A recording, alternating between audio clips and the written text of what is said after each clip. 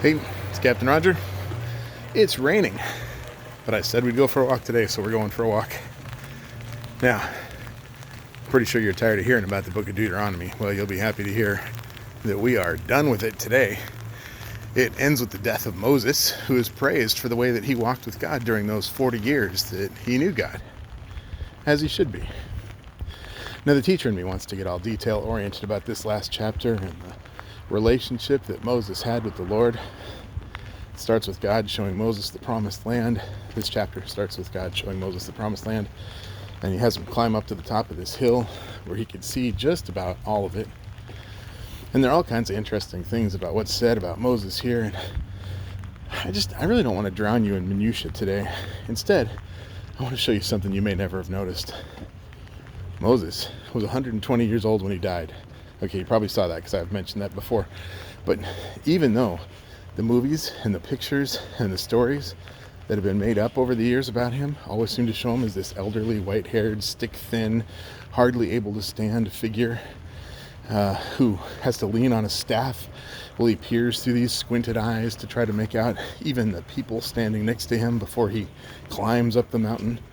And the truth is, the Bible paints a whole different picture of Moses. Now, for 40 years, the Lord had Moses leading this gigantic community of former slaves through the harsh wilderness, sustained by nothing but the manna that God snowed down on them each day, and the water God provided, and the milk and the meat from the flocks that they tended. Wait, that's actually quite a bit, isn't it?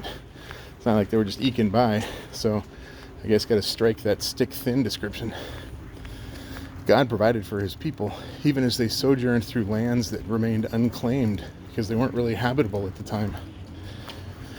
More than that, we're reminded a few times in this book that God made other provisions for the people as well. Their clothing hadn't worn out. The sandals they were wearing remained comfortable and in good shape. I mean, after 40 years, there was always plenty of wood for their fires, a safe place for their families. And even though they were travelers in exile, they had everything they could possibly need and more.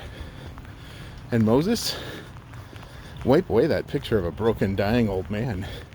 Instead, what we're told is that age hadn't touched him either. His eyes were not weak, and his strength was not gone, most English translations read. Or, if you've read the Bible in Latin, you've probably seen that it says he hadn't lost his teeth, which, back in those days, would be pretty impressive for a man in his 20s, let alone his 120s. God took care of Moses.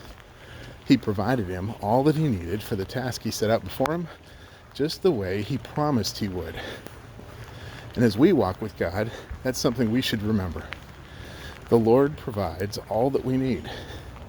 He might not give us all that we want, but he provides all that we need, and then some.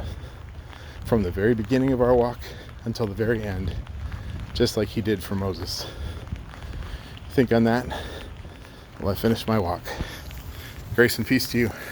I'll see you all tomorrow.